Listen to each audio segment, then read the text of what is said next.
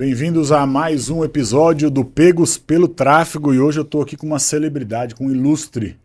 Mas a forma como ele veio parar aqui vai te surpreender mais até do que a pessoa dele.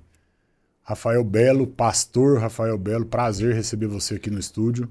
Prazer, Gil. Muito bom ter chegado aqui, ter chego aqui e te encontrar pessoalmente e contar um pouquinho De um jeito bem diferente, né, Rafael? Inusitado. Porque, assim, a gente fala bastante de negócio, traz bastante gente da vizinhança para conversar e tal. Você tá lá no Rio de Janeiro e de repente você vê um vídeo meu. Foi isso? Conta um pouquinho aí. Gil, era de madrugada, acho que era umas 4 e pouca da manhã. Eu sou da madrugada, eu durmo bem tarde, é o horário que eu faço as minhas coisas, que eu escrevo, que eu me organizo. E passando aquela... antes de eu deitar, eu fui passando a timeline ali do Instagram e apareceu seu vídeo. Me chamou muito a atenção a estruturação do vídeo e abri o vídeo. O mais legal é saber qual foi o vídeo, né? Porque a gente tem vídeos que andam muito, a gente faz isso meio que de propósito, vamos dizer assim, é intencional, mas jamais imaginando que o resultado desse vídeo especificamente fosse trazer você até aqui. Sim, e tava na lupa ali, né? No meio de tantos vídeos, eu fui passando e vi o seu e decidi ouvir. E de início você fala sobre... eu quero lembrar a forma que você abre o vídeo, mas você está falando do golpe do Pix, né? Sim. E já me chamou a atenção de início porque eu tô vivendo esse cenário com a minha mãe, né? Há poucos dias atrás, ela vivenciou isso de maneira muito, muito trágica. E eu decidi ouvir até o final. E aí você fala de um processo também, que acho que a sua mãe, a sua sogra. E aí você fala o nome do Dr. Tiago e tal. E eu achei muito interessante. Falei, cara, eu vou tentar ajudar minha mãe. Vou tentar entrar em contato. Mas eu queria saber o arroba do Dr. Tiago, né? E aí eu fui nos comentários, e tantos comentários, dentre eles, dizendo que a gente estava assistindo mais um golpe e tal. Mas eu insisti de querer entender. E procurando nos comentários, quanto mais eu vi que você tinha respondido a alguém. Quando eu abri a resposta, você puxava o indivíduo pro direct. E daí eu comecei a desconfiar. A verdade é essa. Falei, no final disso tudo, não é o que eu penso. Mais um golpista aí na frente. Não é o que eu penso. E de verdade, eu insisti, ainda fiquei ponderando ainda, e mandei uma mensagem. Quando eu mando a mensagem pro seu direct, um robô atende, né? Falei, pronto. Eu vou seguir os passos aqui e no final das contas vai de mandar um link, e ao clicar nesse link eu vou ter que assistir um vídeo, vou ficar preso num vídeo e no final clique aqui e por um preço muito acessível, como se livrar do golpe do Pix, algo parecido como isso. Mas, enfim, eu volto pros comentários ali tentando ver se eu achava o arroba do Dr. Tiago. E volto para seus seguidores, e ali eu vou caçando arroba DR, Tiago normal, Tiago com TH, e eu fico procurando. Cara, eu não achava. E por eu não achar, eu comecei a ficar com receio. Eu falei, minha próxima ação no direct é de fato... vai me mandar o link e eu vou ter que assistir o vídeo. Mas eu acreditava tanto que alguma coisa pudesse acontecer e mandei. Mais uma reação e logo em seguida veio uma mensagem, me encaminha o seu telefone que eu vou encaminhar o Dr. Tiago. Pô, meu telefone. E de madrugada eu não estava me sentindo muito bem e mandei o meu telefone pessoal. Depois que eu mandei, fiquei esperando a próxima reação, não teve. Falei, pronto. Não adianta eu apagar. Eu vou apagar, mas já armazenou meu telefone, eu dei meu telefone pessoal, falei, Pô, Deus, me ajuda aí. Que no clone meu telefone. Caramba, de madrugada eu caí nessa. Pô, tento destruir minha esposa, minha mãe. Eu mesmo dei mole. Botei o telefone no modo avião. Tomei meu remédio e fui tentar dormir. E foi uma madrugada bem difícil. Quando eu me levanto, vou tirar o telefone do modo avião para falar com a minha esposa. Tantas mensagens, inclusive dela, e vi uma mensagem de alguém que me escreve um texto que me impactou daquela manhã. E aí eu comecei a não entender nada, como assim? E no final ele se apresenta como o tal Dr. Tiago que eu tinha dado o telefone para você. E o Dr. Tiago me conhecia. Eu na hora eu fiquei muito fora de mim, tentando entender como que isso acontece, como que a gente se conhece, E a minha resposta pro Dr. Tiago é: como assim você me conhece? Eu lembro que eu mandei primeiro explicar algumas coisas, né? A gente não abre o arroba dele de forma pública, porque o espaço do embate é ali no vídeo.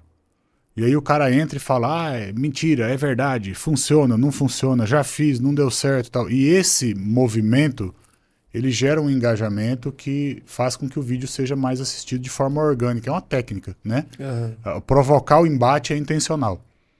Se eu coloco o arroba dele ali, a pessoa não escreve, ela pega o arroba e vai cuidar da vida. E aí para o engajamento do vídeo. Então, a gente não bota ali de propósito. Quando a pessoa escreve, há essa mensagem, qualquer comentário, o robô assume o atendimento lá no direct e diz assim: olha, você quer fazer o problema é esse ou esse? Porque são as temáticas que estão rolando ali, a gente vai ajustando as frases para cada momento. Essa do Pix, ela gerou algo em torno de 600 leads. Então, não é sem querer, não é de bobeira, é intencional, é feito para gerar demanda de negócio para um escritório de advogado. De uma forma lícita, que a Ordem dos Advogados não tem o que fazer, porque é no meu perfil, é a história da minha sogra, e é real, é verdade. Ele realmente está atendendo ela agora, e eu espero que resolva, que o dinheiro volte, porque no final das contas, quem está pagando a conta lá, não do advogado, mas da falta do recurso, acaba sendo a família. Sim. Então, se eles gastaram dinheiro que eles não tinham, esse dinheiro tem que entrar de algum jeito para eles comerem. Então, é realmente uma dor. Você deve entender isso, sim, porque está vivendo em casa. E ao gerar essa demanda, dessa maneira no vídeo, eu atendo a necessidade de um cliente da agência de produzir volume para um escritório. É isso que a gente faz aqui no dia a dia. Então, se eu boto o arroba ali no vídeo, eu mato o vídeo. Porque a pessoa pega e vaza, acabou.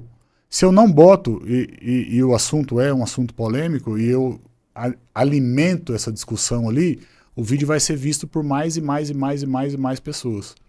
Esse é um processo que a gente faz como ciência, é do dia a dia. Algumas vezes dá errado. Outro dia eu fiz um vídeo que começava com alguém me perguntando assim: Gil, quem vai ganhar para a Prefeitura de São Paulo? Eu falei: você está falando do Boulos e do Marçal? Ele falou: tanto faz, eu moro em Campinas, eu quero que pegue fogo, né? E esse tanto faz, nesse ambiente de gerar discussão, e esse era o interesse do corte, aí você começa a vir: não, porque você não sei o quê, como assim tanto faz, o cara é bom, o cara é ruim, o outro é bom. E começou a vir um tipo de gente para dentro do meu perfil discutindo aquele assunto que, quando a gente vai para a parte comercial da coisa, porque qual que é o interesse em postar um vídeo no Instagram? É ter engajamento para crescer o número de seguidor? Na minha cabeça, isso aí é ego, né? Eu quero que a pessoa venha, entre num processo comercial e compre o meu curso. Esse é o propósito. Todo mundo que passa pelo Instagram, ele fica marcado lá como alguém que interagiu com o conteúdo meu. Se comentar, então piorou. E aí o pixel do Instagram, o robozinho, né, o mecanismo de anúncio lá, começa a mostrar anúncio meu para essa pessoa. O tipo de gente que vem com um vídeo desse de política, metade é dos vermelhos, metade é dos azul, vamos dizer assim, entendeu? Uhum. Essa metade do vermelho não compra nada de ninguém. Ela só entra para arrumar confusão, para discutir e quer ganhar as coisas de presente, quer bolsa alguma coisa, bolsa curso de tráfego pago. Não tenho aqui bolsa de nada, não é filantropia, é negócio. Então eu tive que tirar esse vídeo do perfil, embora ele tivesse, sei lá, tipo com 500 mil visualizações, porque ele estava sujando o processo comercial. Uau. Público podre, público ruim, não compra nada de ninguém, eu não quero no meu perfil. E aí fica a dica aí para quem fica gerando conteúdo, que se o teu negócio é maior do que view, maior do que seguidor, maior do que aquele oba-oba ali da internet, você precisa entender o fluxo de gente que está vindo e como que você consegue resolver isso lá na frente dentro da tua esteira de produto. Então, o vídeo do Pix, ele é feito para atrair gente que está com um problema que é constante. Ele não sai de moda. O golpe de Pix vai continuar tendo gente que tem esse problema. E como a ferramenta vai mandando o conteúdo para quem tem aquela dor e ele só apareceu para você, porque você não segue a minha conta. Você nunca me viu. Você não tem contato. Você é lá do Rio de Janeiro. Eu estou aqui em Campinas. Por que apareceu para você? A gente precisa entender isso. É porque você falou com alguém ou no WhatsApp, ou por áudio, ou perto do seu telefone, e é assim que funciona, ou na ligação com a tua mãe, que ela havia sofrido um golpe de Pix. E aí a plataforma entende que aquele assunto é relevante para você e começa a mostrar coisas daquele assunto. E a gente, quando sabe usar isso a nosso favor, mostra o vídeo de graça, para pessoas que estão com um problema que a gente resolve. Então, não é é um acidente você estar aqui gravando comigo hoje. É um acaso, né? É um acaso. Quando eu mandei o print pro Thiago, o Thiago falou, você sabe quem é esse cara? Eu falei, sei lá quem é esse cara, é um pastor aí. Sei lá. Eu falei, mano, esse cara aqui tem não sei quantos mil seguidores, esse cara prega, eu assisto ele é tipo um cara não sei da onde, ele é o próximo não sei quem. Eu falei, beleza, Thiago, liga pra ele aí. Eu sou muito desconectado dessas coisas da internet e tal, de seguidor. Minha cabeça é muito focada em venda. E aí você veio pra cá, veio conhecer o Thiago, veio, né, tá aí na casa dele, conversando, passou no escritório, o escritório é do lado. A gente se conheceu e você tem coisas no digital que conectam com as coisas que eu faço. E aí eu queria que você compartilhasse um pouquinho com quem está em casa por que nós estamos gravando. Né? Porque gravar para contar a história do golpe do Pix é meio oba-oba. Mas você estar aqui é um mover de Deus em função de um propósito que você tem e que pode ser transformado em um produto. E a minha cabeça é a cabeça de vender alguma coisa para alguém. Então, o que é que o Rafael faz hoje na internet? Que tipo de ajuda o Rafael entrega? Qual é a dor que o Rafael costuma tratar para o público dele? Eu acho que isso é legal a gente compartilhar, porque é parte do processo de construir um produto. Então, quem é o Rafael na fila do pão, manja? O problema com o Pix a gente já sabe que você teve. Que você não dorme à noite, nós descobrimos agora. Agora, e o que mais? Gil, sobre esse mundo digital para mim, por mais que eu viva dentro dele, ainda é um campo muito novo. Eu vou lhe ser muito sincero, por mais que eu viva dentro desse mundo e todos os passos que por vezes eu dou nessa geografia que é o digital, eu sou muito relaxado. A palavra que mais me define nesse mundo digital é essa. Porque eu sou alguém que acredito no que eu carrego, eu tenho a máxima certeza da vida que eu levo, acumulando dentro de mim informações que ao longo de novembro, agora eu faço 25 anos do que eu me entreguei para realizar. Eu me considero alguém que precisa aprender por muito a organizar aquilo que eu venho juntando dentro de mim, o que eu passei a carregar ao longo desses anos. Eu me dedico ao estudo, eu me lanço em tentar entender processos, procuro enxergar a geografia daquilo que eu acredito para ir montar um escopo de acesso ao outro e tentar alcançar o coração do outro, sobretudo uma vez que aquilo que agora eu vou apontar ao coração do outro alcançou meu coração. Então, eu carrego esse conjunto de produtos dentro de mim, coisas distintas, apontamentos distintos, caixas tão singulares dentro de mim, onde cada uma delas contém informações para um fim. Porém, nessa minha caminhada, eu nunca achei alguém que enxergasse isso a esse ponto e me ajudasse a organizar isso. Legal. Para acessar o outro de uma outra maneira, sem ser da maneira que eu criei o que as pessoas uma imagem de acesso. Mais te perguntam quando te chamam num direct ou quando fazem um comentário em algo de uma postagem sua? Qual que é a maior dor desse povo que te segue? Porque tem gente pra caramba lá, né, cara? Assim, eu venho, eu vivo, eu passo, vivo não é bem a palavra. Eu e minha esposa, a gente vem por muito tempo passando por algumas dores muito distintas. E por incrível que pareça isso ao meu olhar, todo esse processo de dores faz com que eu movimente textos que me acessaram, me curaram. Na hora da dor te trataram de alguma maneira? Me tratou de maneira tão profunda e eu acabo acessando o outro a partir daí. Quando a gente fala texto aqui, é legal deixar claro para quem está pensando em negócio, né?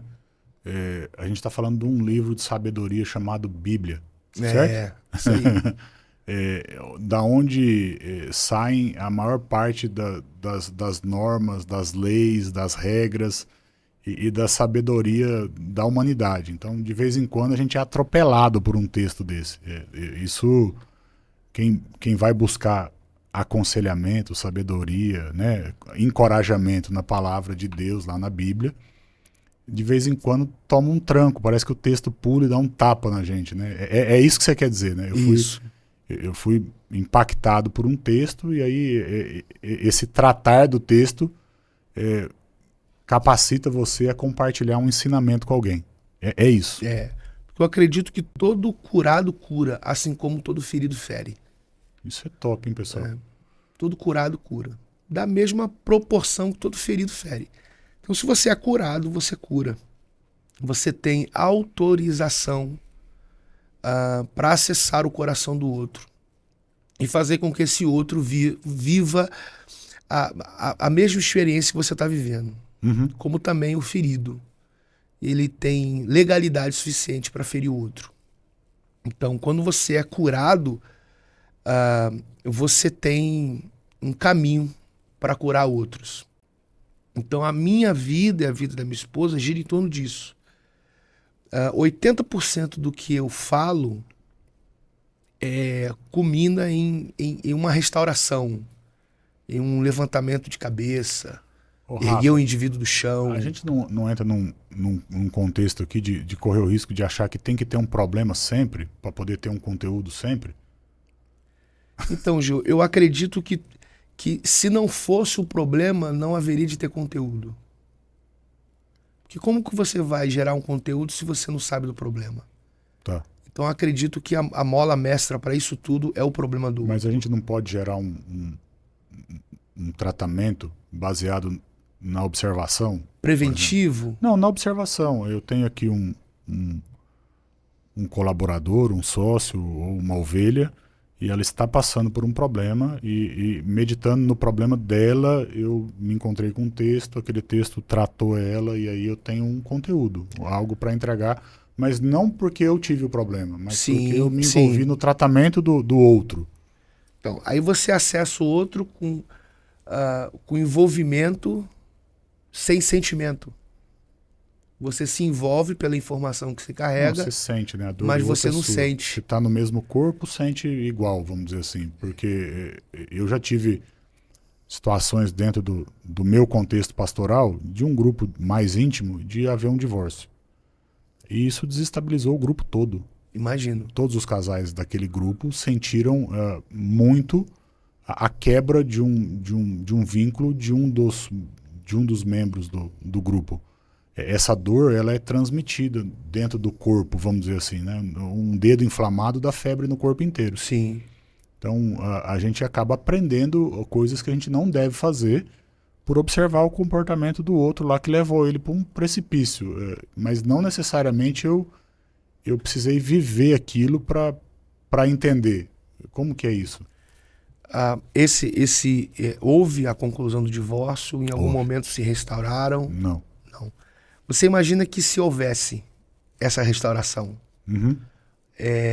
o ponto neofrágico da situação, para eles, a atividade deles seria diferente da nossa que nunca viveu isso. Sim.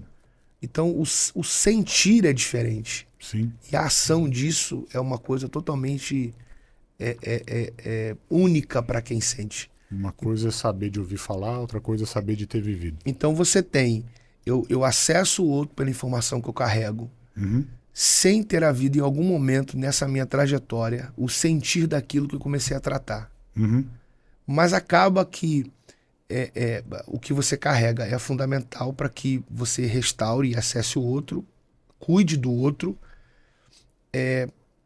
Porém, a gente vive nesse campo teórico. Aplica-se a teoria, mas eu ainda não tenho a experiência no que diz respeito à prática.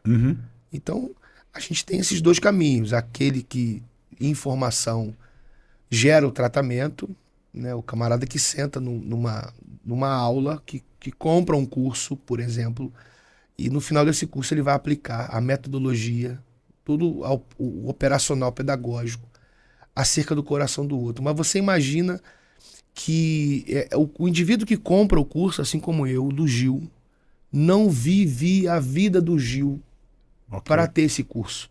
Então a minha experiência é uma e a sua é outra. Sim. Então a diferença no processo é isso.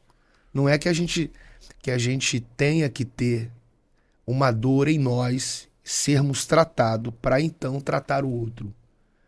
Porém, uma vez você tendo uma dor e você é curada dela, você se move estrategicamente de maneira muito diferente do que aquele indivíduo que só carrega informação. Ô Rafa, aqui me ocorre uma outra coisa. Aí esse papo vai indo para um caminho bacana, assim. Alguns indivíduos colocam na conta de Deus um tratamento recebido dele que curou ele a respeito de alguma coisa. Mas, alguns dias depois, ele passa a ter o mesmo problema de novo. Como é que é isso? Porque se Deus é todo-poderoso e suficiente se ele botou a mão e curou, tá curado. Como é que o cara fica num ciclo, fui curado, descurou, foi curado, descurou, foi curado, descurou? Não tem uns caras assim? Fui curado, descurou, isso é muito bom. Tem um texto muito interessante e muito falado, né? Que é a mulher do fluxo de sangue. Aquela mulher, ela sangra há muitos anos. Não é um sangramento contínuo, porque nenhuma mulher sobrevive, né, de, por exemplo, 30 dias sangrando, não. Há momentos que esse sangramento é interrompido, porém, ela é considerada alguém que não pode estar em comunidade, ela precisa estar fora do contexto. Impura, para aquele contexto. Porém, você imagina que essa mulher, Levítico 15, vai descrever todo o processo impuro. Se ela toca num vaso de pedra, esse vaso tem que ser quebrado, porque ficou impuro. Se ela toca num vaso de madeira, esse vaso tem que ser lavado 7 vezes, porque esse vaso está impuro.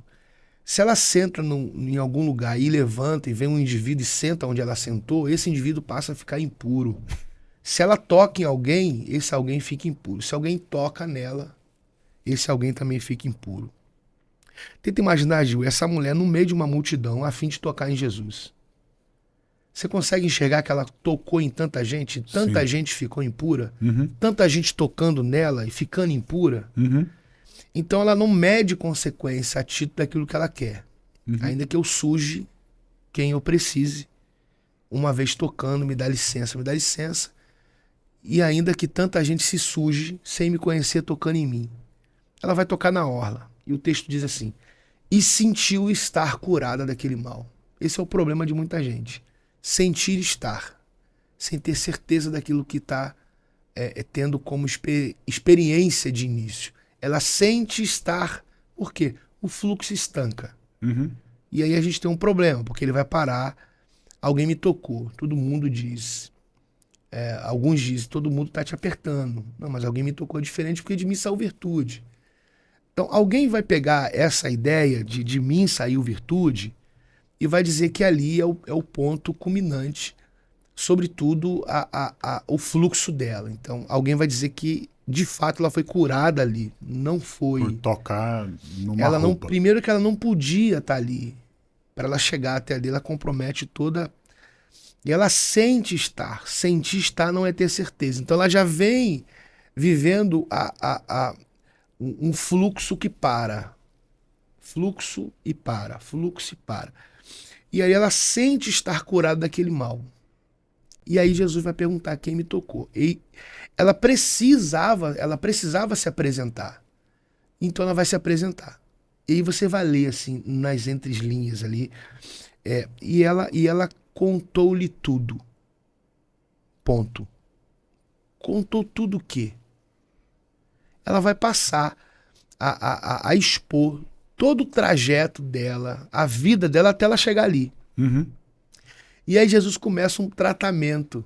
Porque quem só sente e vida que segue, sente por causa da experiência, porém não tem certeza. E aí volta. É curado e descurado, é curado e descurado.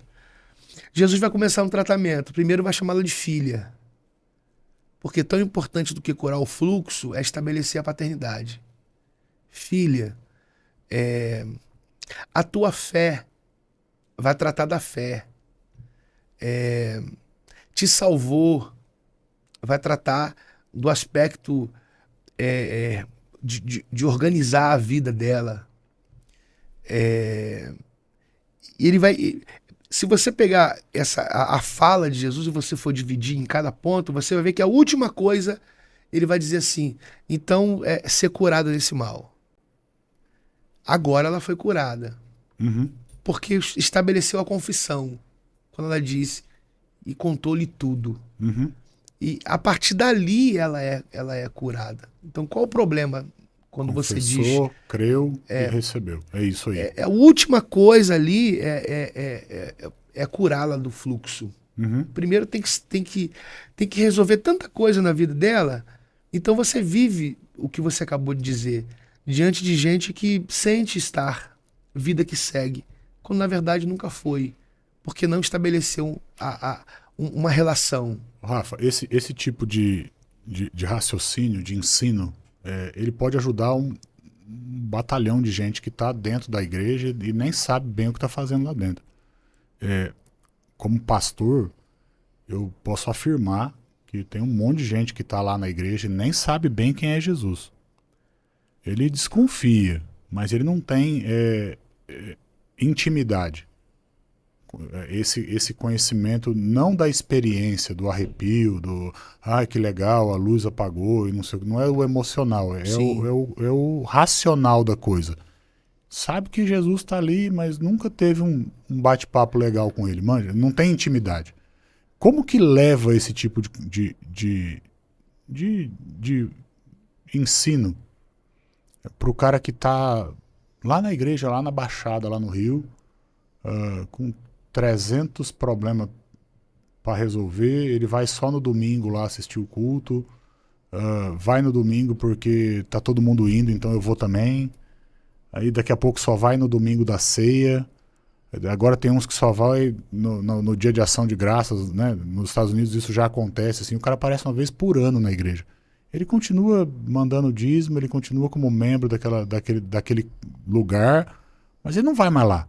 Como é que a gente entrega esse tipo de ensino para pessoas que estão vivendo esse contexto, de achar que não precisa, por exemplo? Então, a gente tem um problema, né? Mais uma vez, a gente precisa de um problema para buscar do coração de Deus um conteúdo como remédio para esse problema.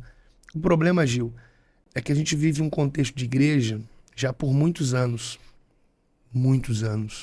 por sinal, que nunca apresentam Cristo ao indivíduo. Apresentam a igreja para ele. E aí se traz para a igreja, não se traz para Cristo.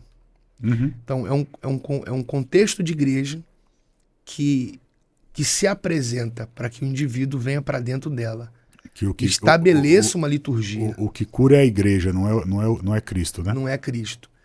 E aí você tem hoje uma quantidade de gente dentro da igreja, porque a relação desse indivíduo com alguém que o trouxe para dentro, não o trouxe para uma relação com Cristo, mas trouxe com a relação para a igreja.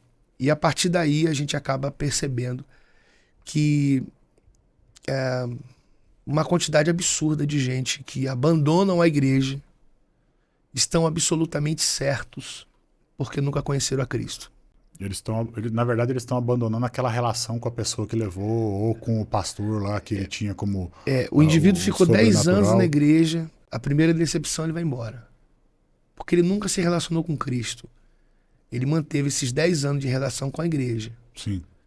E aí, na primeira decepção que ele tem, ele junta as coisas dele, bota a mochila nas costas e vai embora. E aí você encontra com esse indivíduo na rua, a primeira fala dele eu me decepcionei, fui traído. Fulano de tal falou tal Fulano, coisa. ciclano. Então ele tem uma cartilha de gente que o feriu, que o machucou, que o traiu, que o decepcionou. Esse indivíduo lá atrás, se você for puxar os primeiros passos dele dentro de uma geografia, você vai ver que é institucional, não é espiritual. Então qual é o problema hoje? A gente precisa fazer com que esses indivíduos que estão apresentando a igreja como a solução de determinados problemas, quanto mais de caráter moral, colocá-los na igreja achando que o ambiente da comunidade vai fazer com esse indivíduo seja curado, quando na verdade a gente precisa apresentar Cristo. Pedro, por exemplo, é aquele cara que naquele ambiente de reunião onde Cristo diz para o povo, para os discípulos, quem o povo lá fora diz que eu sou? E eles respondem de maneira muito rápida, Gil. O povo lá de fora diz que você é profeta, que você é Jeremias, enfim. E aí ele vai inverter. Ok, vocês foram rápidos para responder a minha pergunta sobre tudo o que vocês estão ouvindo dos de fora. E vocês, o que vocês falam de mim? Quem sou eu para vocês? A gente não percebe no texto, Gil, mas tem um silêncio ali. E é um silêncio ensurdecedor, que mostra para nós o quanto esse colégio, né, apostólico de Jesus tem um problema, e ele vai perceber esse problema. Mais uma vez a gente está diante de um problema. É um silêncio, porque eles são rápidos para responder sobre aquilo que eles estão ouvindo o povo de fora dizer quem é Cristo. Uhum. Mas na hora que eles precisam responder, já que eles estão vivendo um processo de relação, um silêncio. E aí, se não fosse uma revelação, o silêncio ia permanecer. E aí Pedro se levanta dizendo, tu és não Jesus, porque é um Jesus que pergunta aos discípulos quem ele é. E aí Pedro, em revelação, vai dizer, tu és Cristo, o Filho do Deus vivo.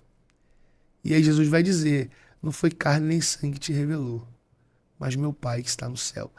Então, você imagina, se esses indivíduos que estão andando com Jesus têm dificuldade de entender quem ele é, imagina a gente como igreja no contexto que nós estamos hoje. E a única maneira que Jesus vê de consertar esse problema, e é justamente por conta disso que vem esse texto. Aquele que quer vir após mim, negue-se a si mesmo, tome a sua cruz e me siga. Então, esse texto é justamente criado para que houvesse um padrão para consertar esse problema. Sim, porque eu preciso conduzir esses camaradas a uma relação comigo, a minha porque vontade, senão eu vou perder eles. Desejo, o que eu então, acho não importa mais. Vamos zerar e vamos começar de novo? Vamos começar de novo. Aquele que quer vir após mim, negue-se a si mesmo, tome a sua cruz e me siga. Então, eles precisavam ressignificar o processo da relação a partir dessa revelação. Tu és Cristo, o Filho do Deus vivo. Show. Ô Rafa, como é que a gente encaixota esse monte de coisa que tá na sua cabeça aí e entrega pras pessoas? Porque assim, quando a gente grava o vídeo do Pix, vai vir gente querendo resolver o problema do Pix. Quando a gente grava um vídeo com como resolver problemas usando a Bíblia, acho que a gente até já tem um nome aqui, ó. A gente vai ter gente querendo isso. Como que a gente encaixota isso aqui e entrega para essa pessoa que está nesse contexto, precisando amadurecer, tem dificuldade de amadurecer ou tem dificuldade de aconselhar, porque você deve ter esse tipo de gente vindo atrás de você. O cara que é pastor jovem ou que está começando, é líder de alguma coisa, ele está com uma bomba lá e ele fala, e aí, como é que resolve isso aqui? Porque eu sou o cara que vou perguntar pro meu cabeça branca, né, pro meu mentor, pro meu pastor mais velho, como é que resolve determinadas coisas. Eu me lembro uma vez que eu cheguei nele e falei, pastor, tá assim, aquela lista de coisa, né? E a gente faz, parece que tá sozinho, não sei o que e tal. Ele olhou pra mim assim, com toda a calma do mundo, falou assim, bem-vindo. Bem-vindo. Bem-vindo. É isso aqui. E vai ser assim, bem-vindo. Bem-vindo, tipo, bem-vindo à minha realidade, bem-vindo ao que eu tô vivendo nos últimos 30 anos. Então, como que a gente tira isso do Rafael e viraliza isso, né? Como é que a gente entrega isso em escala, em volume, para que as pessoas possam ter acesso a esse conhecimento aí? O que você tem hoje preparado para isso? Criaram um estigma sobre resolução de problemas, né? Uhum. E aí, aparentemente, o que eu percebo, e aí é uma percepção minha, você que vive nesse mundo, se me corrija, por favor. A percepção que eu tenho é que é uma reprodução da medicina atual, não é preventiva. Eu preciso que o indivíduo continue doente para que eu estabeleça um próximo remédio. Ou que ele starte a doença, né? Ele precisa ter doença para a medicina interagir. E aí eu entrego para ele um remédio que vá resolver algo de início, mas é absolutamente paliativo, para que ele me procure como a farmácia do dia, ele venha até mim, eu entregue um outro remédio e assim eu conduzo esse indivíduo a esse ciclo. Mantém ele no sistema. Eu mantenho ele no sistema. Então eu preciso que ele fique doente para que na doença dele eu estabeleça um propósito de medicá-lo. Então eu vejo que infelizmente esse é um padrão que foi estabelecido. O marketing começa atuando na dor. E a dor geralmente é uma doença, é um problema. Então ele se propõe a resolver um negócio que está azedo. Sim. É o jeito mais fácil de vender alguma coisa para alguém. Você tem um problema, vende alguma coisa para ela resolver o problema dela. Só que eu acredito, e mais uma vez eu abro uma janela para você me corrigir, que uma vez eu entregando o que eu me preparei para estabelecer um ambiente curador para esse indivíduo, eu quero que na cura dele, ele crie uma relação comigo, para a partir daí ele venha para esse time de pessoas que vão preparar remédio para tantos outros. Então, eu quero entrar naquele ambiente do indivíduo que está comprometido, eu caminho com ele ali, eu com aquilo que eu vou acessá-lo, eu vou curá-lo, e eu esvazio o ambiente que ele estava.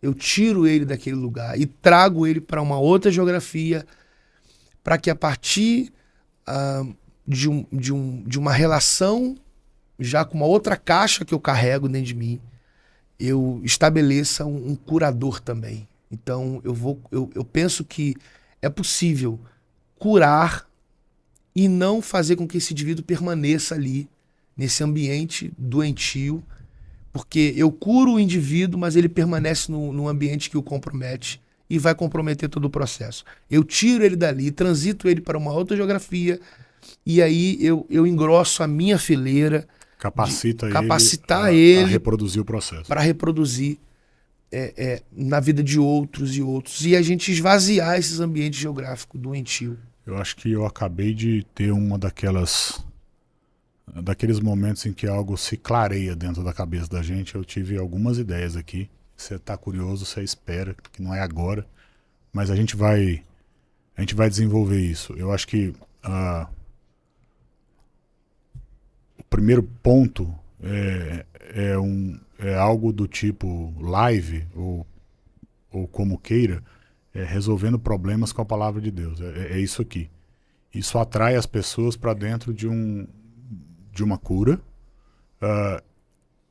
e para dentro do entendimento de que elas podem se capacitar para curar outras. E aí elas entram dentro de uma masterclass, de uma mentoria, de um núcleo, de uma sala de estudo, de um outro momento aqui, em que elas vão ser agora capacitadas a entender o que aconteceu com elas e a reproduzir o processo. Então, e aí impossível esse indivíduo voltar a ter o mesmo problema. Porque agora ele vai estar lidando diretamente com o processo químico da Bíblia. Ele não vai ficar descurado para fazer os nunca. Remédios. Ele não vai ficar descurado nunca mais. Nunca mais. Porque ele vai ter acesso àquilo que o curou de uma maneira única. Tantos outros problemas vão surgir, mas não aquele. Aquele não. Aquele não. A conversa tá top. Dava para ficar o dia inteiro aqui gravando, transmitindo ao vivo e tal. Acho que vai ser um programa extremamente assistido. A gente não pode quebrar o rito de fazer algumas perguntas aqui que eu acho que vão te fazer pensar um pouquinho. Não escorrega, não. Responde. Vamos beleza? Lá, vou tentar. O que o Rafa, olhando para trás, faria diferente? Olhando para trás, eu faria diferente.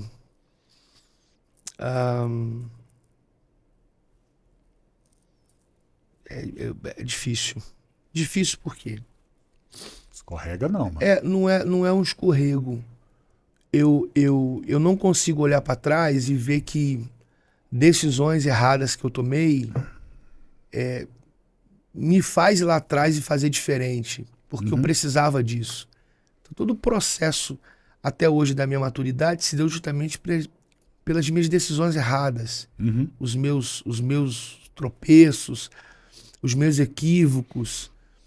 Eu acho que eu faria diferente, único, uma decisão que em 2007 eu tomei, depois que eu perdi meu primeiro filho, de sair de um lugar e ir para outro lugar, comprometer a estrutura da minha família. Minha esposa me acompanhou, foi uma decisão minha.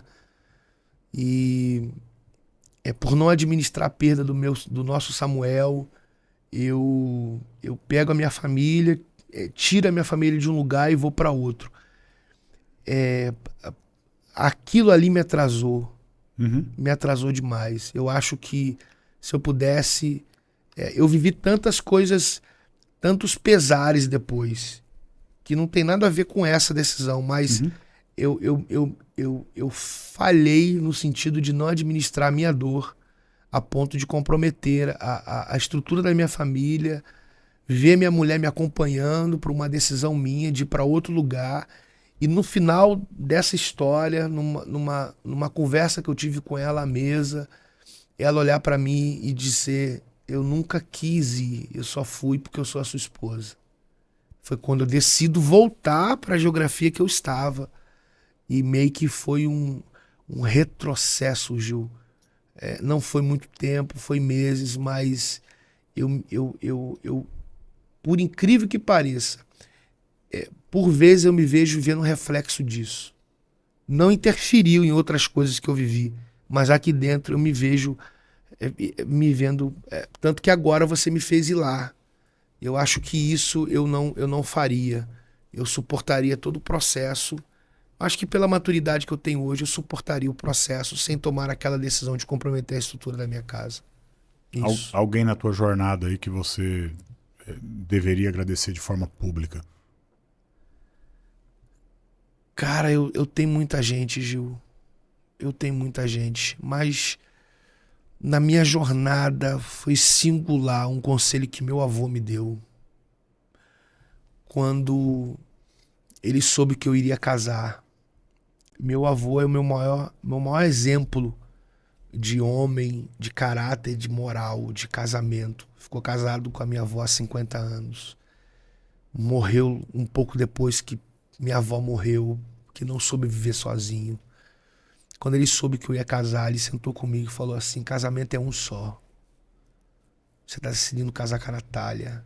Ela é sua esposa até o fim. Faça a mesma coisa que seu avô fez. Casamento é um só. Ame profundamente essa mulher.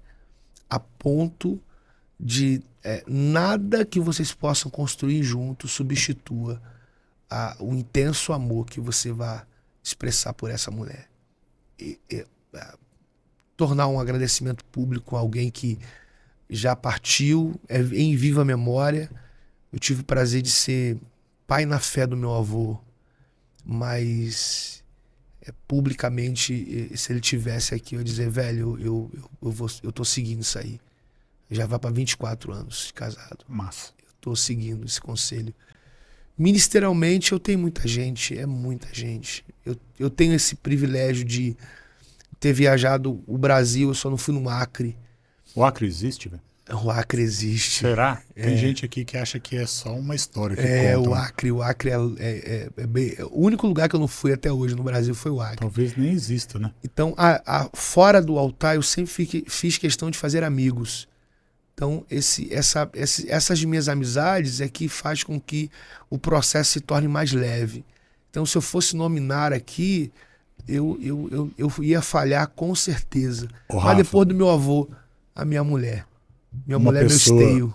Um conselho do Rafael Pastor para aquele cara que está ouvindo o chamado para assumir o lugar no arado lá, para assumir a vida de pastor, para estudar, para se preparar, um conselho ao de um pastor ou aquele velho, que só exerce um ministério específico? Não, ao cara que está se preparando, tá entendendo que Deus está chamando ele para seguir e ele está fazendo de conta que não está ouvindo. Aí é perigoso, porque é perigoso. É perigoso. Porque você imagina, Deus chama Jonas. Chamou Jonas. Uhum. Mas o Deus que chama Jonas não sabia que ele ia fugir? Sabia. Por que Deus chamou? Para ensinar. Vai ensinar o quê? Que não adianta fugir. Mas por que chamou? Mas por que chamou? Uhum. Mas não sabe que vai fugir? Ele queria a transformação, né? Ele obteve a transformação. Transformou? Sim. Não. Transformou. Mas não chamou? Aí você imagina um Deus que chama Jonas, sabendo que Jonas vai fugir. Fugiu para onde? Os primeiros passos da fuga para onde? Desceu no porto de Jope. Uhum. Ok? Deus não sabia que ele ia fugir para Jope? O que ele encontra no porto? A condução dele para dentro de uma baleia, né? O navio que leva ele para uma prisão, que né? tá no coração dele indo para Jope, que o destino final dele é Tarsis. E esse navio vai para onde? Tarsis. Aí ele vai negociar a entrada dele no navio. Uhum. E o que foi cobrado de taxa para ele entrar no navio, ele tinha exatamente o valor na bolsa. O problema, Gil, é que a gente não enxerga Deus nisso.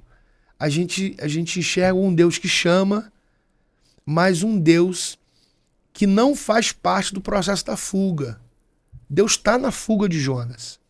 Cara, nunca eu tinha pensado nisso. É Deus que põe no coração de Jonas fugir para Jope. É um Deus que prepara em Jope um navio que vai para Tarsis, já que Tarsis está no coração dele para fuga.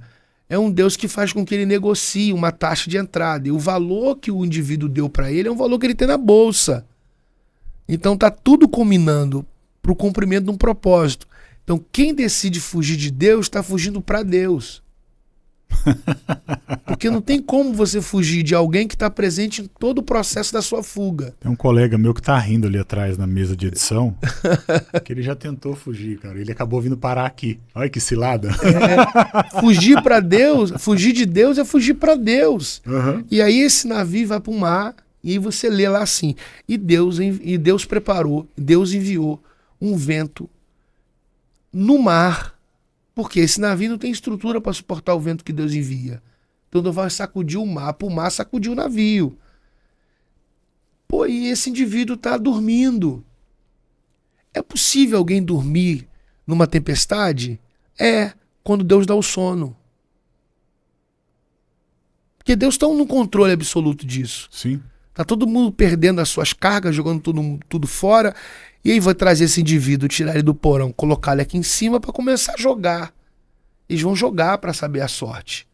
Tem alguma coisa acontecendo. Não precisaram jogar muito. Jogou a primeira vez, a sorte apontou para quem? Para Jonas. Deus não está no jogo ali? Deus está apontando para ele. E é ele que vai dar a solução do problema. Eu não posso me jogar do navio, porque eu tenho legalidade, eu paguei para entrar. Então eu estou de forma legal, porque me cobraram um valor, eu paguei o valor, então isso me faz permanecer. Só tem uma maneira, a mão que recebeu a cobrança, me pegar e me jogar para fora do navio. E é isso que acontece. Jonas mal bate na água, Gil. Tinha um peixe ali. O texto diz, e Deus preparou um grande peixe. Jonas não chega nem a nadar. O peixe já engoliu. E é justamente no ventre desse peixe que a gente tira o místico do que é uma vida de oração. Porque não existe um lugar para orar, até que eu decida orar no lugar. Quem faz do lugar seu lugar de oração é você quando decide orar nele. Então não existe um lugar específico para se orar. Eu é que faço do lugar o meu lugar de oração a partir do momento que eu oro. Ele vai orar embolado nas entranhas do peixe. Só que é uma oração, Gil, sem fagulha de esperança. É uma oração sem um aspecto saída, sem a ideia de que o próximo passo é o vivo. Ele não tem. A ideia, para mim, a oração modelo é do Pai Nosso. Mas para mim, uma oração tão significativa é de Jonas, porque revela humanidade. Porque a oração não me torna divino. A oração revela a minha humanidade.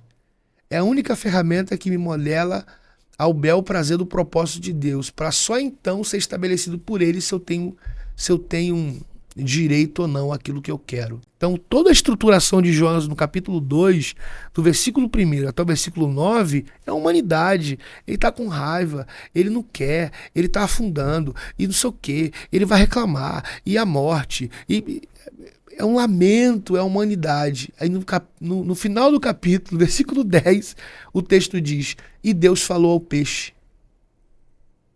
Irônico, porque você ora 9 versículos numa profundidade com Deus, mostrando a tua humanidade, no final de contas, Deus não fala com você. Deus fala com o peixe que carrega você. Deus não fala com Jonas que está no ventre do peixe orando. Deus fala com o peixe que tem um Jonas orando dentro dele. Então, o que a gente percebe? É que na oração de Jonas, Deus está movendo o peixe sem que ele perceba, para colocar ele no lugar que é o principal lugar para começar tudo de novo. Quando Deus fala ao peixe, o peixe vai e vomita Jonas numa praia. E aí a gente tem um erro, porque tem gente que fala que essa praia ali é Nínive. Seria... Não há congruência de Deus ter conduzido o peixe e fazer com que ele vomitasse em Nínive. Nínive não tem praia. Ele volta para o porto. Ele vai para a praia do porto. Vamos começar tudo de novo. Porque assim, não tem como cumprir um propósito que foi estabelecido por Deus se você não construir uma vida de oração. Então a vida de oração que ele construiu no ventre dá a ele autonomia. Para uma vez, depois de ser cuspido, seguir o que Deus queria. Então, quando você vê alguém que finge que não está ouvindo, se esquiva do que Deus está falando, ele mais está sendo conduzido por Deus a um processo lento, porque ele escolheu esse caminho. Um processo lento de uma construção sobre aquilo que Deus quer para o cumprimento do propósito. Então, o cara que está aí se esquivando, não está ouvindo, é a maior certeza de quem carrega um propósito de Deus é a desistência dele quando ele se expressa achando que não está nem aí para aquilo, entendeu? Ele tá mostrando para Deus o quanto ele acredita naquilo. Só que ele não se vê, ele precisa se enxergar sobre aquilo que Deus está vendo. Então, para esse indivíduo que você citou, que Deus está direcionando, ele não se esquiva, depois empurra com a barriga, é perigoso, porque ele está decidindo um caminho, é o caminho mais longo, vai passar por todo um processo que vai estabelecer uma modelagem e no final das contas vai ter que fazer. Não tem pra onde correr. Boa. Deus não podia escolher outra pessoa? Podia. Já que Jonas fugiu? Sim. Não, pô. Não. Às vezes... Porque se Deus escolhe Jonas e Jonas foge e ele escolhe outra pessoa, então o erro não está em Jonas, o erro está em Deus. Escolheu errado. Escolheu errado. Então Deus não escolhe errado. É o indivíduo que decide passar por todo um processo que poderia ter sido evitado. Jonas tem as suas prerrogativas de querer fugir. Normalmente é assim. Todos aqueles que justificam a isenção de compromisso com Deus têm as suas prerrogativas que expõem à mesa. Desculpa, sempre tem. Desculpa. Eu não converso a título de discussão com quem se desculpa. Porque ali mostra o quanto de certeza ele carrega. Quem muito dá desculpa revela a certeza que carrega. Eu sei que eu deveria fazer e eu estou dando desculpa para nunca fazer. Isso dá certeza para você que está ouvindo as minhas desculpas, o quanto de certeza eu carrego. Você já sabe, né? Ponto. Você vai ficar perdendo tempo com o indivíduo que está se desculpando? É a mesma coisa com o cara que tinha que cumprir um horário com você e ele não aparece. Naquele horário aparece 4 horas depois se justificando. Ele está justificando sabendo que ele tinha que estar ali, pô. Boa. Então você não tem que perder tempo com ele. Ô, Rafa, a gente sempre termina o podcast. Se você tá gostando aí, compartilha com alguém, manda para alguém que precisa tomar essa paulada aí hoje. Compartilha mesmo, por favor. A gente vai armar um jeito das pessoas ouvirem mais esse tipo de coisa. Eu acho que é bacana, faz sentido. Mas o canal é um canal de marketing digital. E a gente precisa falar um pouquinho, pelo menos, de marketing digital, embora é o menos relevante aqui agora. Você, Rafael, tem alguma pergunta que você gostaria de fazer a respeito de marketing, que eu, Gil, possa te ajudar e te trazer uma orientação? Eu acredito, não é, eu vou fazer a pergunta, mas tá no meu coração de falar isso para você. O marketing digital do canal é um braço do propósito que o Gil carrega. Sim. Então o propósito, todo o layout é marketing digital. Mas sobre tudo que o Gil carrega, por isso que por vezes aquilo meio que foge do que de fato é o marketing digital. No meu propósito nesse momento, né? É um propósito de, através das ferramentas comerciais aí, tirar pessoas de prisões emocionais. Então, o cara que diz que não tem como fazer porque não tem dinheiro, eu vou acabar com esse problema na vida dele. Então, vamos uma pergunta. É possível, Gil, eu tenho aí, eu nunca tive essa oportunidade, a primeira vez que eu vou perguntar algo a alguém que vive. Porque assim, eu acho que isso é importantíssimo para quem vai ver, porque a imagem que a gente tem sobre tudo que a internet apresenta para que a gente consuma é que isso é uma geografia de utopia. Então, por conta de ter um tráfego em cima disso, o indivíduo vai estar consumindo alguma coisa que pode ser não verdade. É possível, Gil, você pegar um cara que não saiba absolutamente nada sobre tudo, mas ele é um recipiente que carrega algo tão poderoso. E você conduzir esse indivíduo a ponto dele mudar de fato, de vida. Eu acredito que você tenha que ter uma paciência extrema para esse cara que não sabe absolutamente nada, mas você enxerga o conteúdo dele, você vai espremê-lo para isso pular para fora. É possível você transicionar esse cara do ponto A pro ponto Y e fazer esse cara viver o melhor do que ele carrega? Isso é possível mesmo? Ou essa impressão que eu carrego de que... É possível.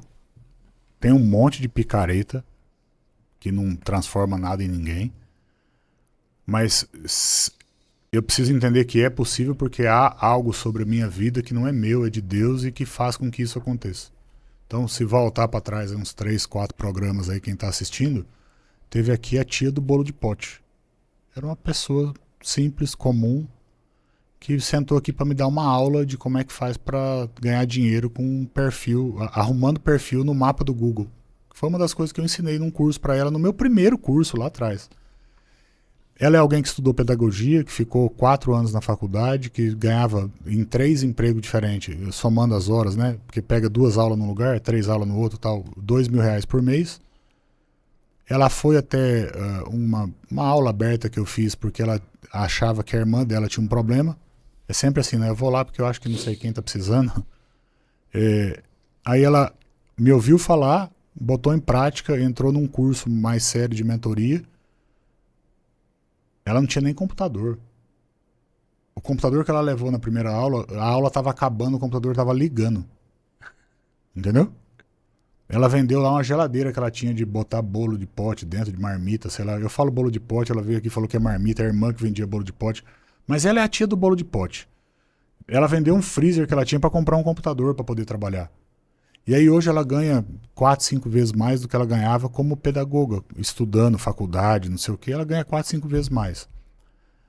O marido trabalha com ela.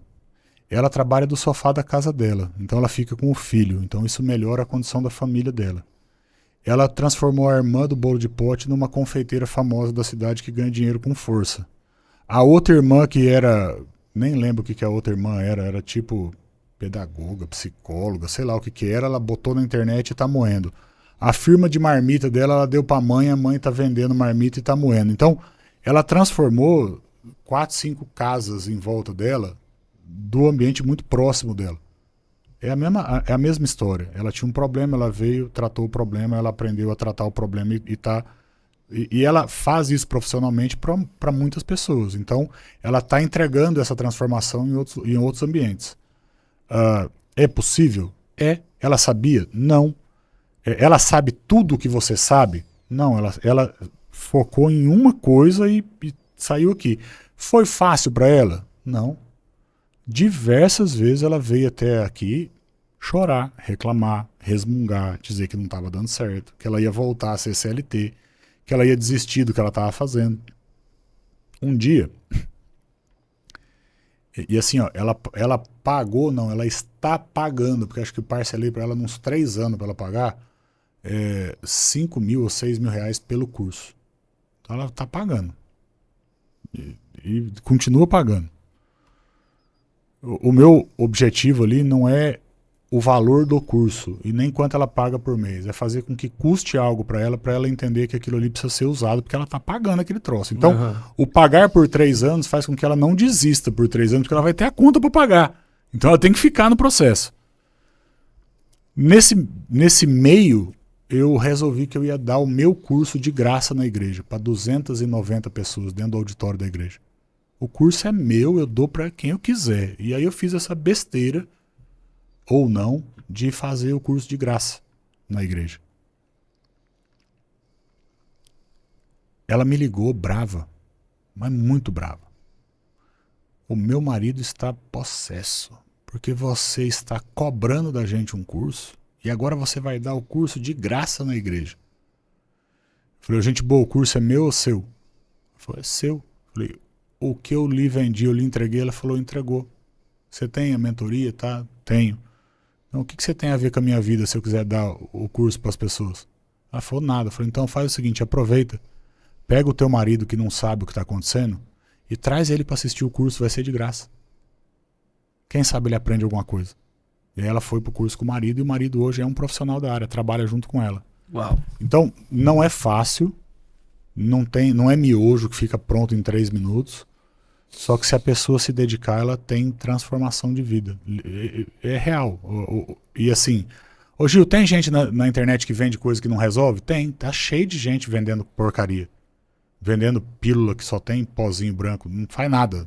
Remédio que não resolve, curso que não entrega nada, PDF que ele fez no ChatGPT, tá cheio de picareta. Agora, você, Rafael, vai vender esboço de pregação que o ChatGPT fez na internet? Não cumpre o teu propósito, entende não?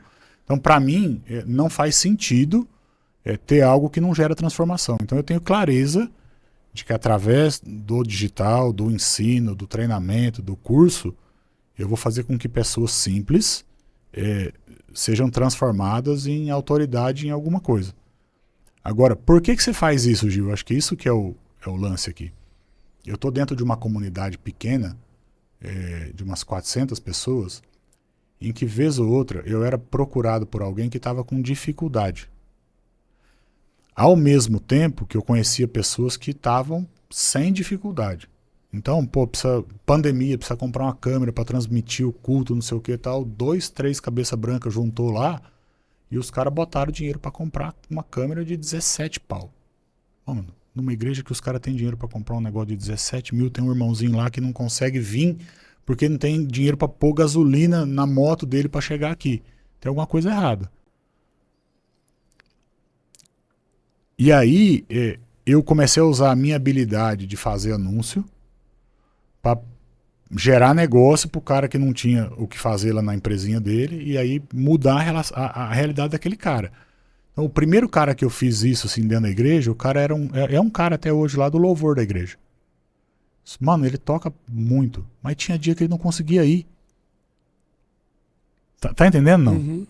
Porque era tanta coisa na cabeça dele que ele não conseguia chegar na igreja. Às vezes ele não tinha o dinheiro para ir na igreja. E aí, mano, faltava o cara lá, na banda, vamos dizer assim.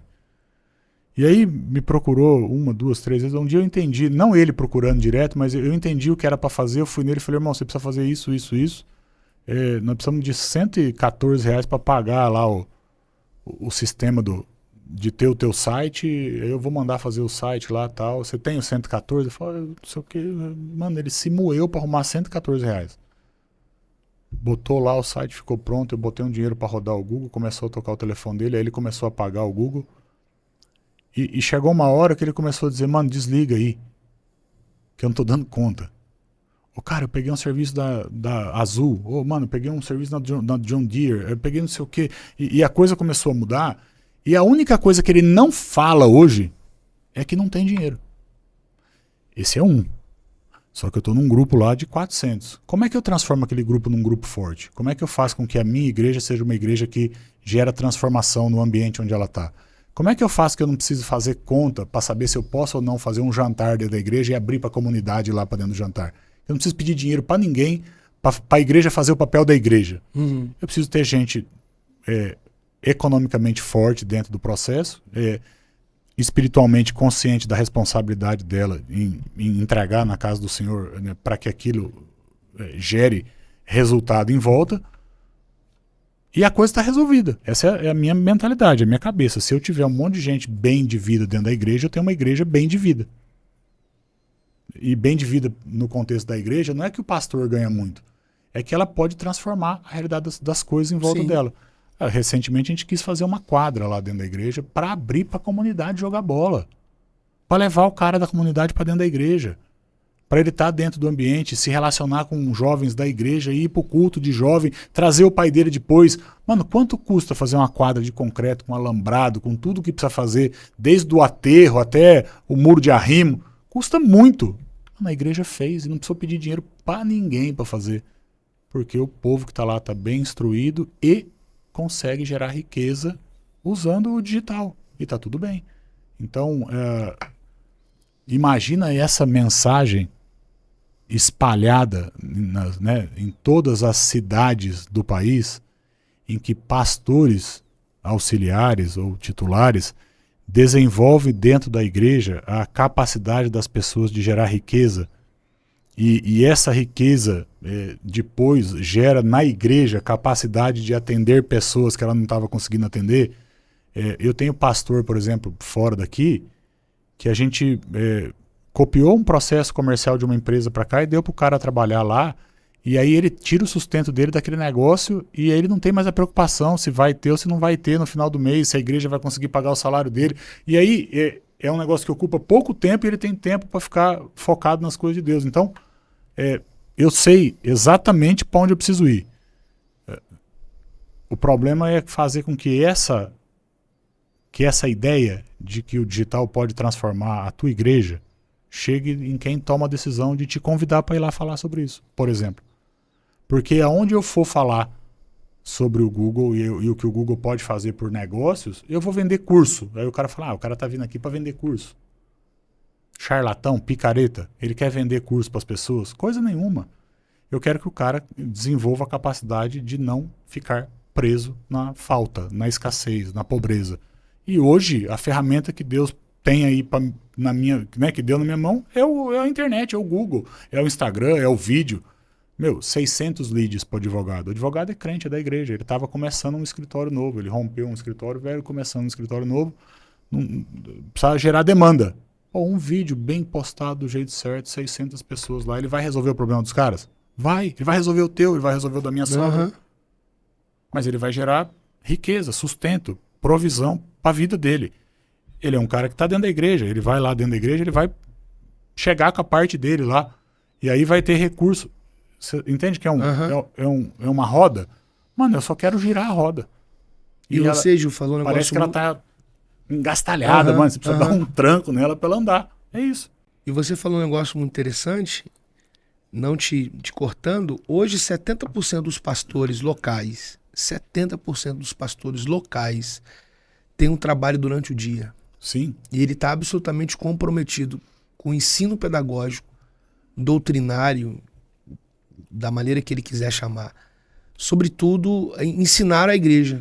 É pior porque ele isso. passa o dia inteiro comprometido, cabeça dele a mil. É pior que isso. E ele chega na igreja, tem que se arrumar para poder ensinar alguma coisa que ele, durante o dia, não teve cabeça para... A minha revolta, como seminarista, pastor, depois, né, é olhar para colegas que exercem a atividade pastoral com o coração com muito mais vontade do que eu, certo?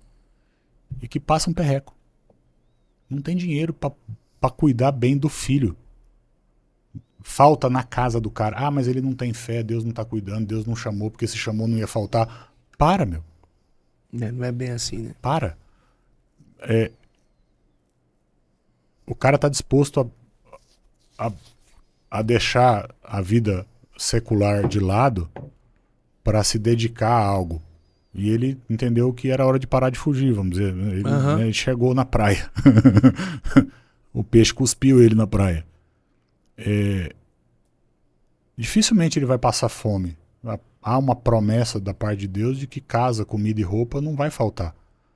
Mas há uma consequência dentro da casa desse cara de ter que dosar o que pode e o que não pode, e o filho olhar para a igreja e botar na igreja a responsabilidade dele não ter um PlayStation, ou de ele não fazer uma viagem, ou dele não estar na escola A, B ou C, porque o pai está lá na igreja, e aí essa segunda geração aqui ter asco da igreja, e é o que acontece, que não precisava acontecer.